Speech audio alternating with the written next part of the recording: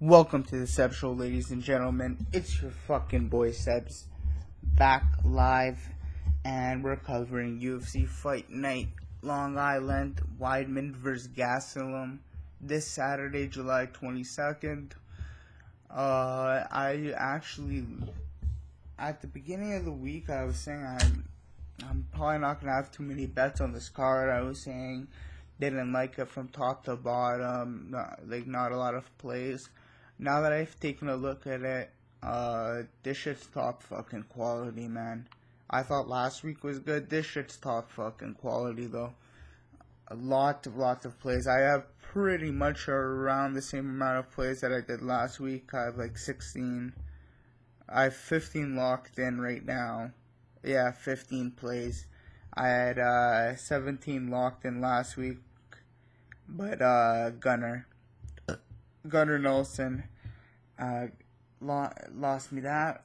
If you guys rewatch that tape, though, I rewatched the tape today, made me a little bit more furious that fucking you see Ponzinibbio poke him in the eye clearly twice. I thought Gunnar would have fucking, I know he's tough and everything, but should have said something at that moment, stopped the fight, and then he got poked again, and then ultimately knocked out.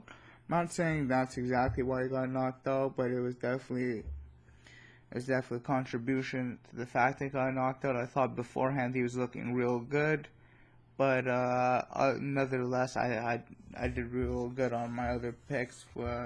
Still won money last week. Didn't profit. I think it was like a minus 6.39 unit night. So we're gonna bounce back this week for sure, guys. But yeah, let's start it off here with the UFC Fight Pass early prelims, and there's 5 fucking fights on the Fight Pass. That's pretty bomb. Not usual. Usually you'll see a nice 3-4. There's 5 good fights, and yeah, I'd say there's 5 good fights, man. But let's start off with Frankie Perez and Chris Wade. Frankie Perez, you can say what you want about him being a jobber or whatnot. Is he UFC caliber? Maybe not. Chris Wade, on the other hand, definitely, I'd say he is UFC caliber. Fucking dangerous takedowns, very good wrestling, heavy top game, good ground and pound, and he's a fluid striker, man. Some good kickboxing all around, good striking all around. Frankie Perez, I believe he's coming off that loss to Mark Diakese, and I'm not saying he didn't look good, but it didn't look terrible. I thought Diakese would have put him away. Diakese didn't. But the way I look at this matchup is, I think Chris Wade has a better of him on the feet. I know Chris Wade's lost, I think, his last 2 to Khabibov and Makhachev, I'm pretty sure, if I'm not mistaken. But if they stays on the feet, I think Chris Wade still pieces him up. And then once Chris Wade decides to hit the floor, Chris Wade will probably have his way with Frankie Perez here. No play as of yet. This is probably going to be on, I'm probably making one more really small, like 0.1 unit parlay play. Just something super small, guys. You guys know I love my shits and hits parlays. But yeah, probably going to toss him in there. No play of us yet, but the pick is Chris Wade. I'll go Chris Wade decision, guys. I was thinking a submission there. He might be able to get a submission, but we'll go Chris Wade decision. Next up is Shane Hurricane Burgos versus Godofredo Pepey. I can never say his last name right. Pretty disappointed, man. I recorded my interview with Shane Burgos earlier this week. Such a cool guy to talk to. Really confident ahead of this fight. But I went to go put it out, and for some reason, the program I use cut the audio halfway through the interview. So the interview only catches really my first two questions, which was how does he like fighting in New York, because he's fought his past 2 times in New York, and I think who's his like main training partners for this camp. I asked him way more, man, like how he's gonna deal with the takedown, not the takedowns, if he's prepared, if this goes to the mat, how is he gonna deal with Godofredo off his back, because Godofredo is very slick and dangerous off his back. Shane was telling me we are gonna reschedule just beforehand, before I say anything. I've been talking to Shane. Hopefully, I'm trying to get a reschedule before the fight. Maybe put this out Friday night with Shane Burgos after his weigh-in, so he's after he's not agitated or whatnot for sure. I don't want to have a pissed off fighter doing an interview like within the next couple of days and he's doing a weight cut. That would suck. But actually, they should be used to it. A lot of these guys fucking do media and whatnot, so they gotta get used to it. But regardless of what I'm saying, I am rescheduling with Shane Burgos. We have been talking. Very cool guy to talk to. Sounds very confident, like I was saying. And he's been talking about. He's been working a lot on his wrestling and his jiu-jitsu, mainly if Godofredo decides to pull guard here, and because he knows Godofredo's very slick off his back. And instead of standing up or staying in like half guard or whatnot and trying to do damage from there, he was telling me he's looking to pass to full mount to get the easy side control and do damage from there and really win the fight on the floor. If it takes place on the floor, he thinks he has the advantage there, and he thinks he has definitely the wrestling to stuff any takedown Godofredo throws at him beforehand. He has very good wrestling. He trained at Tiger Shawmans with Jimmy Rivera, Lyman Good, Julio Arce, Andre Harrison. The list goes on. He was naming his training partners, saying Julio Arce really emulates everybody's style pretty well. And pretty much how I think of it here is if like Godofredo is no slouch, but if he decides to stand and bang with Shane Burgos, he's having a quick fucking night. It's gonna be a quick fucking night. I do have the over rounds here. I don't know why the fuck I put that on a point.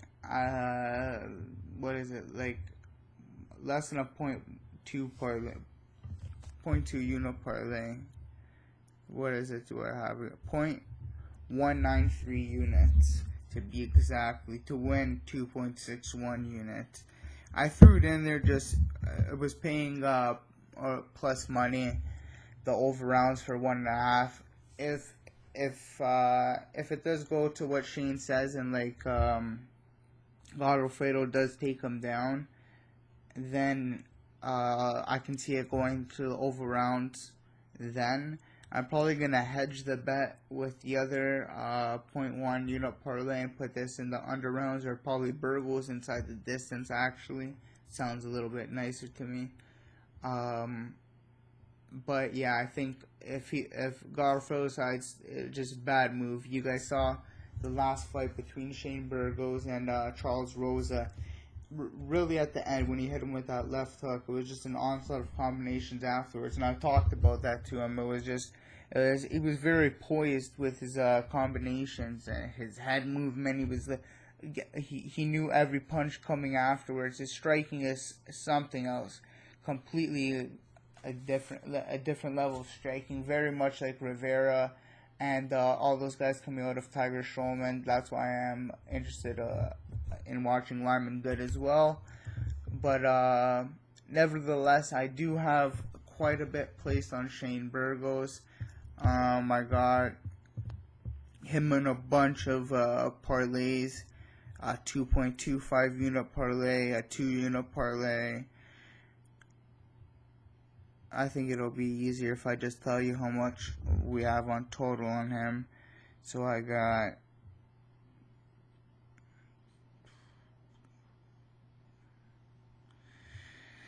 4.5.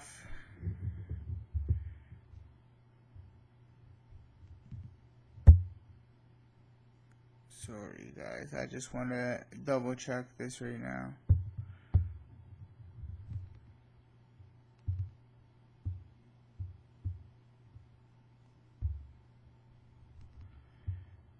I know I have quite a bit on him, that's why.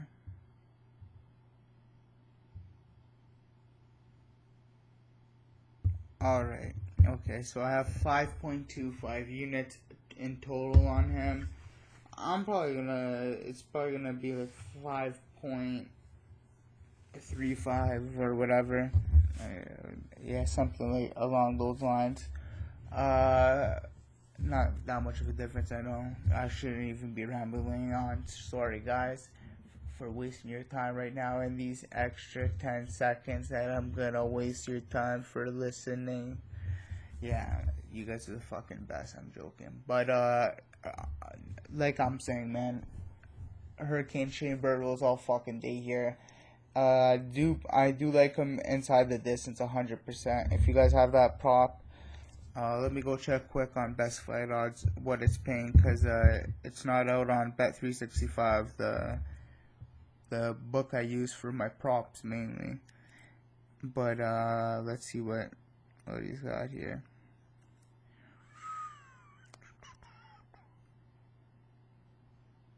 Thought it'd be a lot better. But yeah, Burgos inside the distance is paying 163. So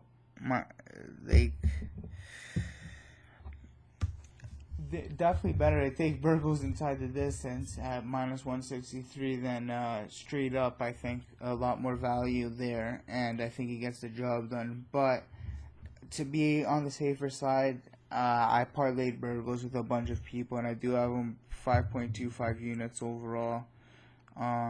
Very, very confident in Burgos to get this done, especially after talking with him. You guys can say whatever you want, say I'm biased or whatever, but I am interviewing guys that I am leaning towards and that I've done my tape study already on and that I'm looking to bet on. I'm not trying to interview just anyone on the cards, but guys that I'm looking to place bets on most of the time.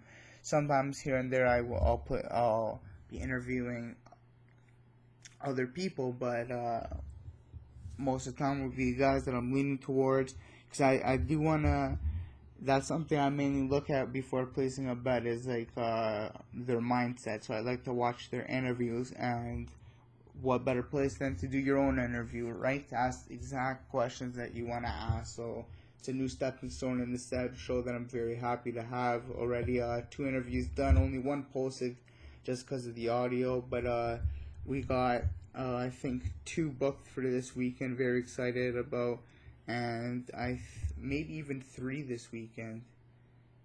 We might have Cheeto Vera coming on as well before his fight. It's not with Shane Burgos as well, so we might have 4. But I don't want to give the 214 guys away. Actually, if you go on my Twitter, you can. I gave one away. I'll tell you, it's Eric Showtime Shelton. Very, very interested in talking to that young man. But yeah, let's move on. 5.25 units on Burgos overall. Very confident in him, but I do like him in the distance as well. Next up, we got Jeremy JBC Kennedy from Bochniak. Now, JBC, man, I've been keeping an eye on this guy for a while just because he's from Canada.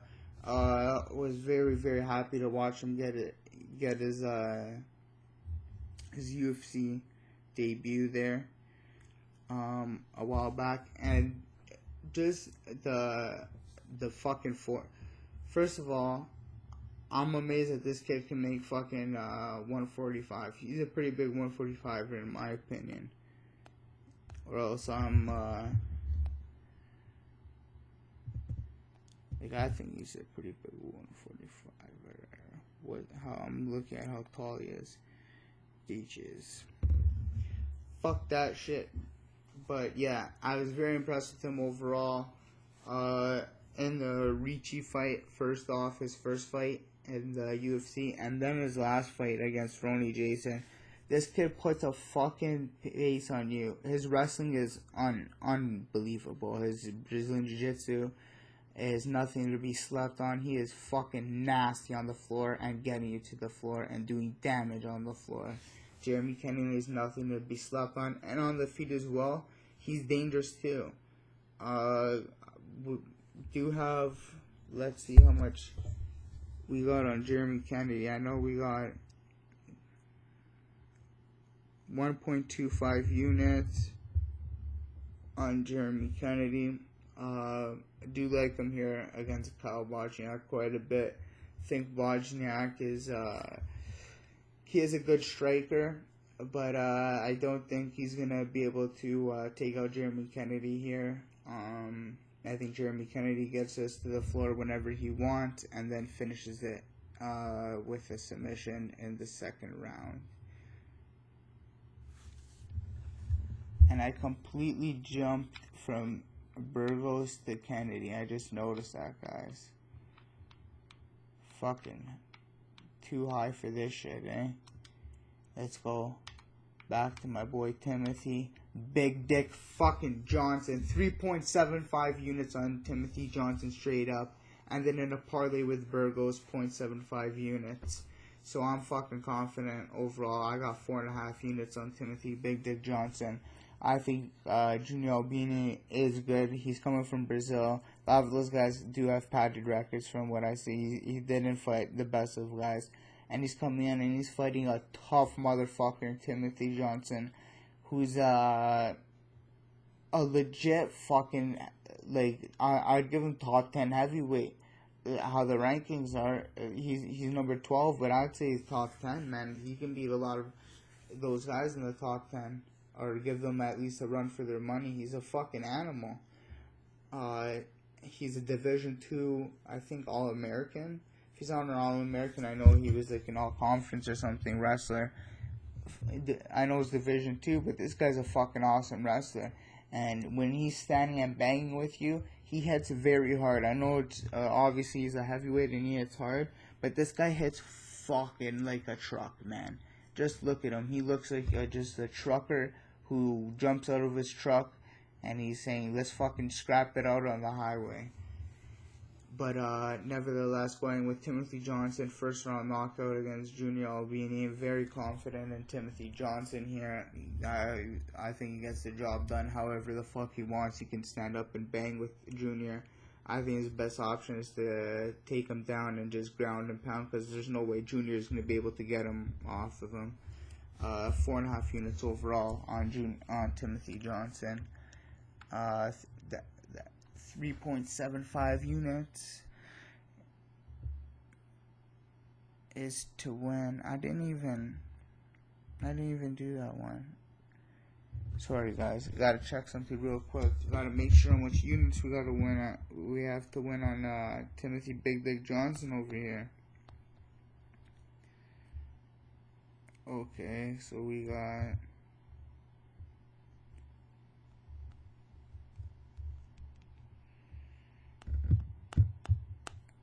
and from here guys, just fast forward 10 seconds and you'll hear my exact things.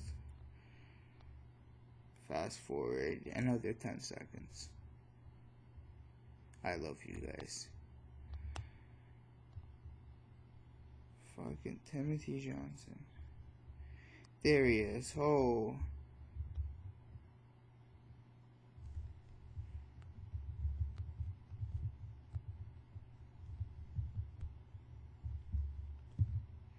Okay, finally, man. Fuck, 3.75 units to win 1.82 units. And then we got him and Burgos 0.75 units to win 0.7 units. So very confident in him overall, guys. Next up, we got Brian Kelleher versus Marlon Vera. I just want to call him my boy fucking Chito Vera. But yeah, Cheeto's a fucking animal. He put away Brad Pickett in his retirement fight. Tough fight. You saw him weather a storm early on against Brad Pickett. It was pretty much a gimme fight. A lot of people thought for Brad Pickett. I know I went pretty big on Brad Pickett. I thought he was gonna get Cheeto out of there. I know Dan Levy was pretty high on Cheeto in that fight, and actually I'm pretty sure he placed a bet on him. Nice play overall, man. Cheeto's awesome. At 24 years old and training at Jackson Wink, his striking's just improving every fucking fight. You guys saw it in the Brad Pickett fight. He knocked him out in the third round, and he knows how to overcome adversity.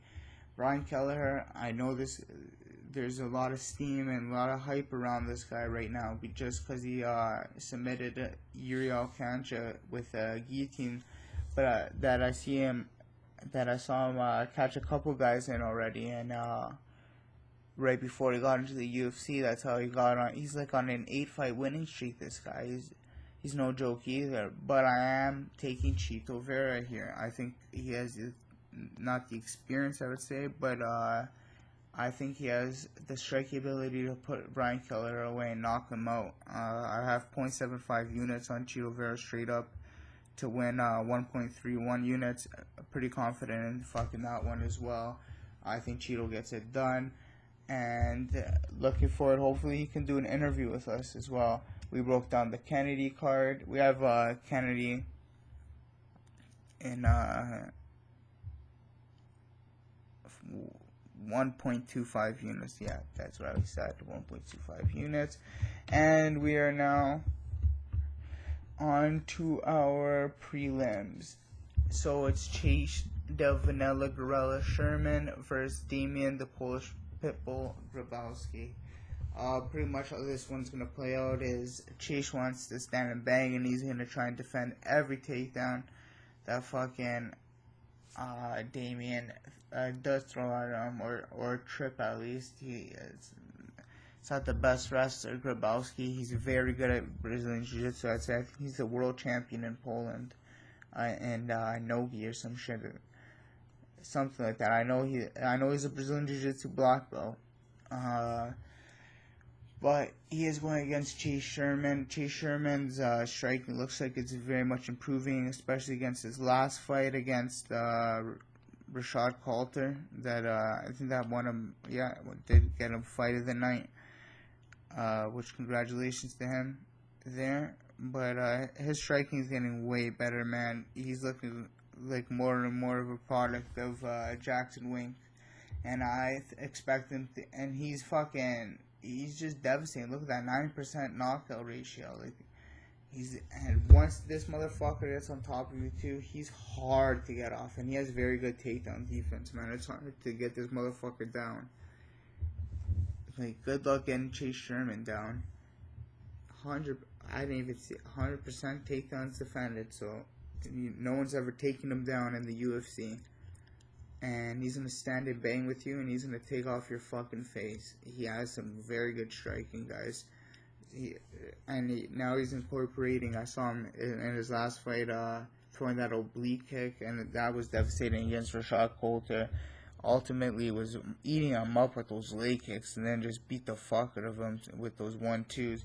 Took a little bit of a beating too, but he looks like he has a good chin on him as well. So I did take Chase Sherman here.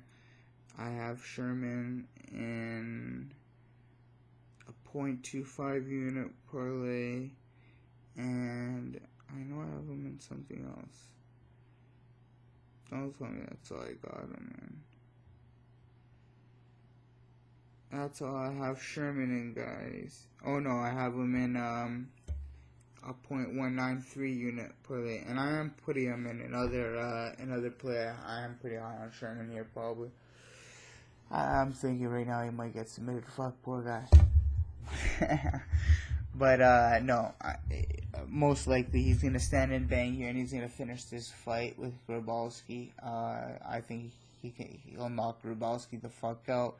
Give me a second round knockout with Grabowski, with Chase Sherman here. Yeah, we'll go second round knockout. Probably gonna throw just probably like another 0.1 unit. Literally the smallest stab I could at him. But next up we have Ryan LaFlare versus Alex Oliveira. I'm very high on Ryan LaFlare here, guys.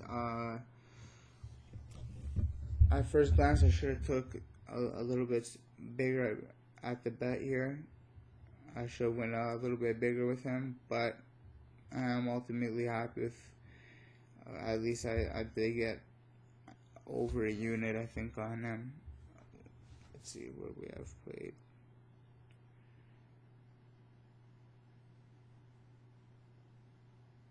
No, we have 1 unit exactly with LaFlare. But we have, this is actually, I wouldn't say it a gimme fight, but it's not, it's a pretty dangerous fight, man. Ryan LaFlare, I know he's fighting here at home against Alex Oliveira, but if Alex Oliveira catches you in something, he's very slick off his back. He's a legit fucking black belt in Brazilian Jiu-Jitsu, man. He's fucking nasty active guard. He looks good at 170. That doesn't have to dehydrate his body that much anymore. Beat Tim Means. Was working Tim Means in the clinch. But I like Ryan LaFlare here. The only guy Ryan LaFlare's ever lost to is Damian Maia. And his wrestling is on par with Ryan LaFlare. And once he's on top, you're not getting him off.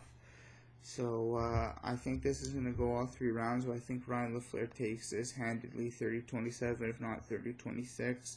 I do have a unit on him overall. I got 0.25 units with him and Kennedy to win 0.33 units, but, and I have him and someone else later in the card. But, let's move on here, guys, to our next fight. Rafael Natal versus Eric. Your boy that I just saw, that's fucking amazing. I don't think that's actually his name. Eric Your Boy Anders. Unless they changed his nickname, or he changed his nickname for the UFC. But I'm pretty sure that's not his nickname. I think it's like Frankenstein or some shit. But Eric Your Boy Anders is a fucking animal. Let me tell you that much. Let me start off with telling you he was a linebacker in an All-American World. He won the, I think, what was it, I'm terrible with fucking, was it SEC? People are gonna kill me that are college football fans.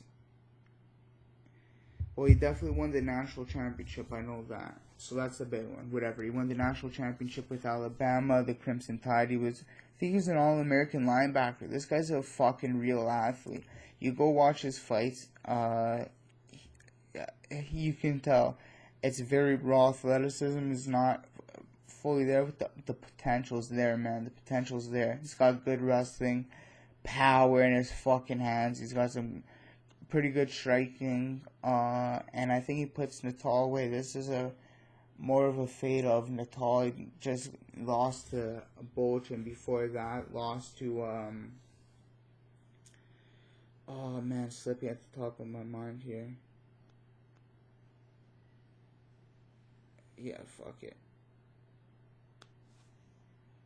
But pretty much this is like not a fade on Natal. I'm pretty high on Anders after what I saw. I see a lot of people saying Eric Anders. Well, a few people on my Twitter saying Eric Anders just won 5 rounds about a month ago. Like, by the time this fight starts, I think he fought June 23rd, so just under a month.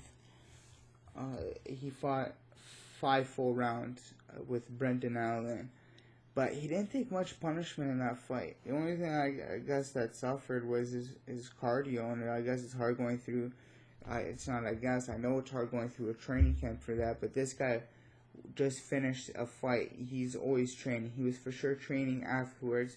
So he's still in shape 100%. He's still gonna be good to go, and I still think he's gonna knock the fuck out of Rafael Natal. I think he's knocking him out for sure. If he's not knocking him out, he's gonna he's definitely taking him down. He's gonna ride him out for a bit. I know Natal's no joke. He's a Renzo Gracie black belt, and he's legit on the floor. But like, at what point, like, does this guy is his chin gonna fade? You know, like, are you just banking on him being good on the floor here against Eric Anders? Because Eric Anders is legit. Go watch his fight against Brendan Allen. Go watch his previous knockouts. And people are saying, oh, it was against Brendan Allen. Brendan Allen's only loss is against Eric Anders. You guys know that? So, Brendan Allen is... if Brendan Allen was fighting Rafael Natal right now, I'd be picking Brendan Allen as well. But I have 3.5 units overall. I'm pretty sure that's what it is. No, sorry, 3.25 units overall. 3.25 units straight up on Eric Anders to win 3.037 units. Very high on this kid, man.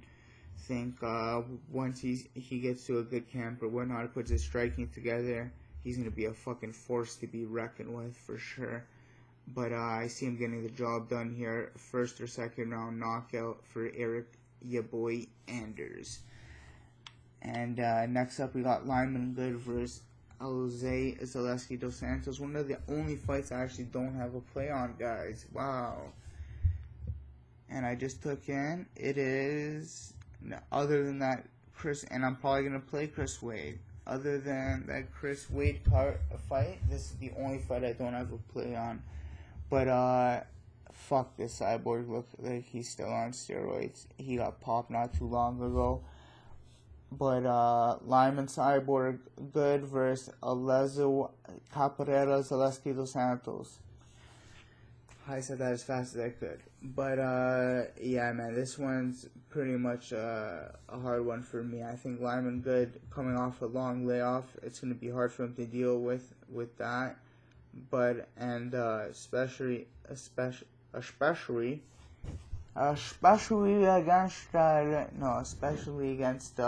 Cabrera here. Cabrera is a pretty fucking dangerous striker himself, and if he put out Lyman Good, who hasn't been in action in quite a bit, the ring rust might be there. You know what I'm saying? This might not be the guy to test you against, but I'm gonna go with Lyman Good here. Let's pick Lyman Good by a decision. Or you know what, Lyman Good? 3rd round knockout. That's what we're going with. Lyman Good, 3rd round knockout. I'm feeling 2nd round now. Boom, Lyman Good, 2nd round knockout. This is a fucking awesome video. I'm feeling good, guys. Whoa, fuck that shit. And on to the main card.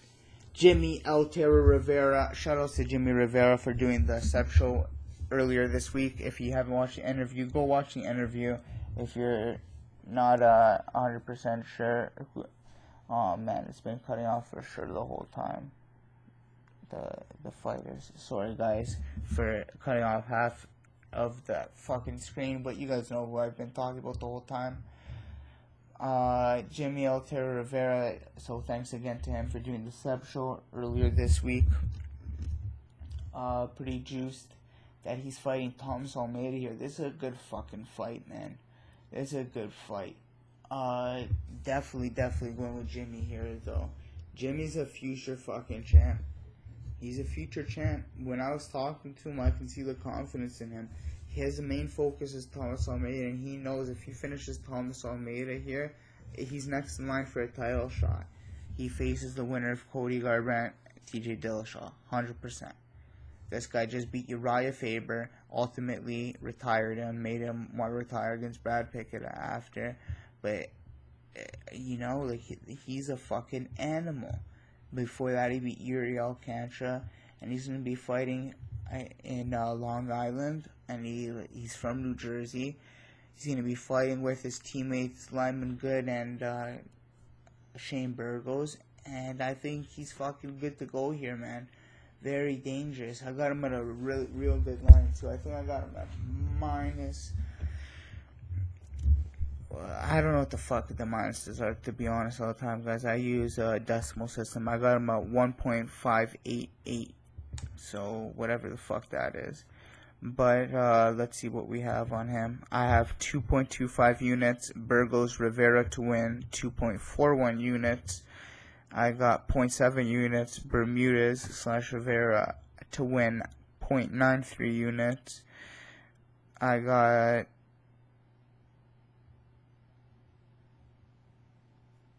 .25 no, I don't there. Is that all I have on him? There's no way. There's no way, guys. Oh, there it is. 0.75 units, LaFlare and / Rivera to win 1.11 units. So I am very confident. I think that is 3.75 units overall on Rivera, if I am not mistaken. Yep. So 3.75 units overall on Rivera. I think this goes all 3 rounds, guys. If it's a finish, I think it's a late finish. When Thomas is throwing like literally everything at him. The type of pace and grind and just like everything, bursts of explosion that Thomas has is good, but like it's even better on Jimmy. You guys have to see the pace Jimmy. Just go watch that Uriah Faber fight and see how he picks apart Uriah Faber, a brilliant fighter. I know Uriah Faber might have been on the decline at that point, but watch how he picks him apart, like and just like really breaks him down with pace and pressure the whole time. It's fucking brilliant, and I think he does the same thing to Thomas Almeida. He was telling me he hasn't fought a guy who comes forward in a while, and he's missing that, and he's gonna be looking for that fucking knockout here, and I think he's gonna get it in the 3rd round, guys. Jimmy Rivera 3rd round knockout. Next up, we got Patrick Cummins versus Jean Villante. And not much I can say about this one, except I think it's ending fucking quick, guys. I took the under 1.5 here on 2 different stabs, parlays, or I took it straight up at I don't know why I didn't. So I do have I think 17 plays as of right now. But I know I have the under there. Let me just go check. I know I have it. The under round. And it was at like plus 155 when I took it. So I have no idea and it's at like plus 160 now. So I think they think Patrick Cummins is gonna take him down, or Jean Villante is gonna try for takedown. I don't. I think they're getting into a fucking slugfest in the middle of the octagon until somebody gets knocked out.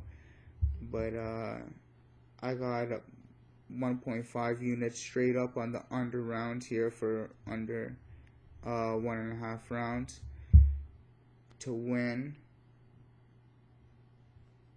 Sorry, guys.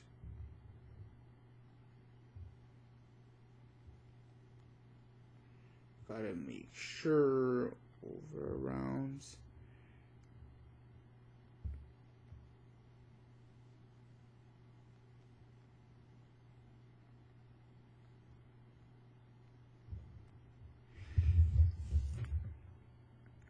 I promise the next 2 picks are gonna be fucking awesome. How I break it down, just because I just wasted like 15 seconds of your time. Fast forward? No, don't fast forward. So it's 2.32, I believe, to win 2.32 units. 1.5 units to win 2.32 units, something like that. I don't want to waste any more time. But yeah, I think this shit's ending fast. If I have to pick a winner, I'm going with Jean Villante just because he's at home. He's been training with Weidman. I know that like a lot of people are putting Weidman down. But he's still fucking Weidman when it comes down to it. He's still a good training partner, you know what I mean? Like, I'm not trying to make fun of him. He's still a good training partner. Still a smart wrestler. He's going to get... That's pretty much what I'm getting at here. He's going to get Jean Villante more than fucking ready against Patrick Cummins. He's a way better wrestler than Patrick Cummins is. way better. Chris Weidman is. So Jean Villante, I think, is going to be on point here, defending takedowns, stuffing the fuck with takedowns. I think he's going to ultimately hit him with a 1-2, and we know both these guys are chinny. He's going to hit Durkin. Durkin's going to fucking sleep in the first round. Jean Villante, first round knockout. Next up, Dennis the Menace Bermudez versus Darren Elkins. This is a big one, man. And a lot of people are downplaying this matchup. They're not giving it. They're saying it shouldn't be the co-main event. I guarantee you this is fucking fight of the night. Maybe I don't guarantee. I think this or Rivera and Almeida is a good candidate for fight of the night here, guys. Or maybe even Villante Cummins. But let's start with Darren Elkins. Darren Elkins is on a 4-fight win streak. Most impressive win by far was at fuck even giving the pay-per-view right now. He fought Mirsad Bektik. You guys saw that. Literally got destroyed for 2.5 rounds. Destroyed. Like, Mirsad Bektik, I think, was a minus 700 favorite or something. Minus something like that. And Darren Elkins was just going to taken down after taken down after taken down, repeatedly taken down. Mirsad Bektik was putting this incredible pressure on him and just hitting him so hard with these ground pound shots. There were so many times where like you thought the fight was gonna end, and then you see third round, 2.5 minute mark, tide starts to change. They're still standing up. Darren Elkins hits Mirsad Bektik. Boom, Mirsad Bektik ends up going to fucking sleep. And he lets out this battle cry, just like an insane, I don't want to scream right now. I'll literally wake up my whole fucking house, but just go check out that fucking battle cry after that knockout. That's an insane fight. Go watch that fight if you haven't seen that fight. Mirsad Bektik versus Darren Elkins. But he's going against, see what he did against Mirsad Bektik, coming back like that. That only can, you can only take that damage, I think, once, man, and only get that lucky, how many times? He's gonna do that twice in a row? I'm not sure, because Dennis the Menace Bermudez is gonna put a lot of pace and a lot of pressure on him as well. Not maybe the same type of cardio as Bektik, but man, is he gonna bring takedown after takedown. He averages over 4 takedowns a fight, and he hits you with heavy ground pound shots. Probably small for his division, probably could make 135, but this guy is what his nickname says. He is a menace at fucking 145. He lost the Korean Zombie, and the Korean Zombie came off a 2-year layoff. I went pretty big on Dennis in that matchup. I didn't think Korean Zombie had that at all, but he came through. And this is a bounce back fight. Not the easiest bounce back fight, I'll give you that, but I think Dennis the Menace Bermudez gets this.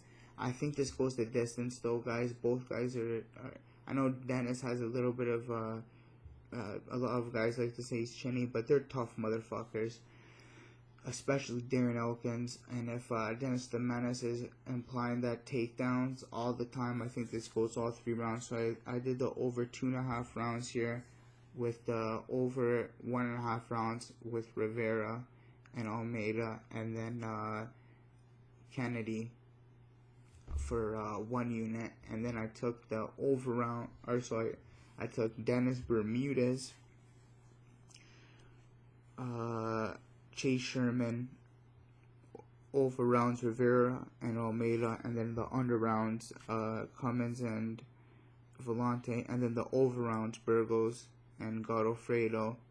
0.193 units to win, 2.61 units. So another shits and hits parlay there, guys. Hopefully that one hits. And we got him in a bunch of little stuff. 0.25 units with Sherman and Bermudez to win 0.27 units. What else do we have him in here? 0.25 units Bermudez and Burgos to win 0.21 units. 0.75 units Bermudez and Rivera to win 0.93 units. So I'm pretty big on Bermudez here. I know a lot of guys are fading him right now because a lot of money's coming in on Darren Elkins. But man, I'm pretty big on Dennis the Menace here, guys. And last but not least, we go to Chris, the All-American Weidman versus Kelvin Gastelum. I was literally on the fence on this one for probably all of last week. Watched tape, still a little bit on the fence. Had to watch tape a second time, watch even more tape. I don't want to watch too much tape on Kelvin at 170 just because that's a different weight class. And, sorry guys, thirsty as fuck. That's a different weight class, so I didn't want to judge. I know he's got good wrestling, obviously. You saw it against Tim Kennedy, the grappling he displays or whatnot. But I didn't want to base his complete grappling or complete striking on his 170 just because, like, I do see him as a true 185er. That's what he won the Ultimate Fighter as. That's what he should fight at. These guys cutting weight, there's only a handful of guys I would say that should be cutting weight. The other guys should fight at whatever you fucking, like, pretty much like what you can safely cut to, you know what I mean? And that's been an issue all along, but with a lot of fighters. But hopefully this one's hopefully the move up for Kelvin gets him a title shot sooner or later. But let's go with Kelvin here. Let me start off with him. Fast motherfucking hands Gastelum has. Did I do any? Yeah, sorry guys. But yeah, he's got fast motherfucking hands Gastelum. If you see in both his fights, well, in all of his fights, but mainly that Vitor Belfort fight was really where you see his boxing just like taken to another level. Under the tutelage of Rafael Cordero, this kid is fucking rising up the ladder of striking, man. He's legit. He's just getting better and better every fight. He's getting more fluid. He looks so good on his feet, very light on his feet. Great boxing, great cardio. Was out grappling the great Tim Kennedy. You can say Tim Kennedy was on the decline. I went pretty big on Tim Kennedy in that fight actually, and it got me burnt. But Kelvin really put a beat down on him in the second round. Just with he's pretty much the 185-pound Cain Velasquez. He just puts a pace on you that ultimately breaks you, and he just ends up finishing you with that. And I see that happening here to Chris Weidman. Chris Weidman's gonna engage in the wrestling for maybe a round and a half. It's gonna get him pretty fucking tired.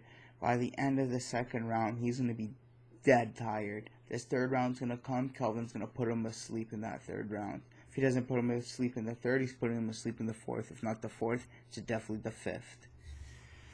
So I'm pretty high on Kelvin here, guys. I have him in 3.67 units straight up to win, 2.5 units, and then I have him in the distance as well, 1.087 units to win 1.49 units, and then I have him in 2 units with Burgos to win 2.09 units. So overall that is 5.67. Let me just do that math quick.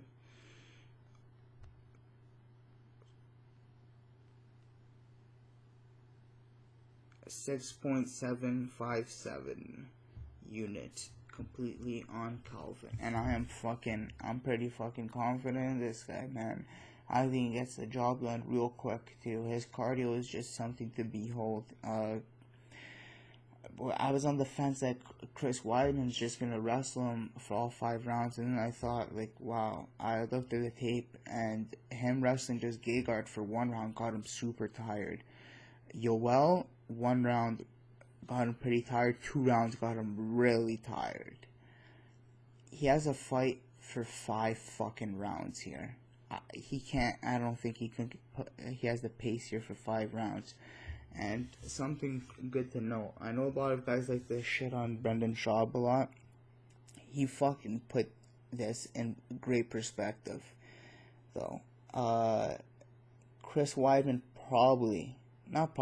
he wouldn't be taking this fight if it wasn't in his hometown of Long Island. The hype that's surrounding Kelvin Gastelum and the young, hungry lion that he is right now, Chris Weidman knows this is not the fight he needs. But being that it is in Long Island, he's going to take this fight. This is a quick turnaround for Chris Weidman. Kelvin has been chompy at the bit to get back. He wanted to fight Anderson Silva at 212. Got pulled because of weed, which is fucking bullshit. But I think we see a very hungry Kelvin Gastelum here. I think he finishes Chris Weidman. And we see him ultimately get the winner of Whitaker. I'd say Whitaker. Bisping, we'd see him win. I'm just thinking quick. Would you put him against the Yoel Romero? Because we just saw what happened to Yoel Romero against the young, hungry lion who can stuff takedowns to Robert Whitaker. I think it's the same matchup. And pretty much the same thing against Jacare. So I think you'd have to put this kid next if he wins this matchup. Maybe Luke Rockhold. Like, I'm thinking, but I'd put him right into the title picture if he wins this fight. I think he shows that he's in the upper. He definitely takes that number 5 spot from Chris Weidman, which would be awesome. And I just noticed they gave him the number 8 spot. He wasn't ranked actually as a middleweight for a while, and they just gave him this number 8 spot. That's weird. But yeah, it looks like all signs point to Kelvin Gastelum to get the finish here, guys. So that is the breakdown for UFC Fight Night Long Island. Weidman versus Gastelum versus Weidman, however you want to put it. Big shout out goes to I can't even fucking speak right now. I'm over here doing 2 things at once, guys. I can't multitask for the fuck of me. But yeah, big shout out goes to my boy MMA Kelton, Rockstar Z, UFC Bro Picks, Justin Ricky, Half the Battle, Dan Levian, the MMA Genius, Corey, the MMA God, the MMA Prophet, Bish Picks, fucking Levi, MMA, Lucha Bone. The list goes on and on. James Lynch, Will Martin. Like, I sound like a groupie right now saying all of you guys, but shout out to all you guys. I'll be on the UFC 214 roundtable with MMA Kelton next week. Me, MMA Kelton, Rockstar Z. Tune in for that motherfucker. So that's going to be a big one. So I'm going to have my own breakdown, and I'm going to be going live with MMA Kelton next week and Rockstar Z to be breaking down UFC 214. I already have quite a bit of bets placed on that card, and I'm very confident in them. Can't wait till the rest of the lines drop. But till next time, guys, fucking peace out. And, sorry, right before we go, tune in, follow on Twitter and everything at the Sebs Show, and just follow for updates that I'm going to be dropping for interviews and whatnot, because I'm looking to do at least 2 interviews a week now with fighters, something that I just enjoy doing. I got into podcasting and doing these videos to begin with, interviewing just like my buddies and whatnot. If you see my first early videos, now that I get to transcend and just go to fighters is fucking awesome. So I'm very happy that I get to do such a thing. So I'm looking to do around 1 to 2 fighters a week, and I got quite a list actually lined up. So looks like we're gonna have some good interviews. But till UFC 214 next week, guys, I'll see you. Let's cash these motherfucking bets. Peace out.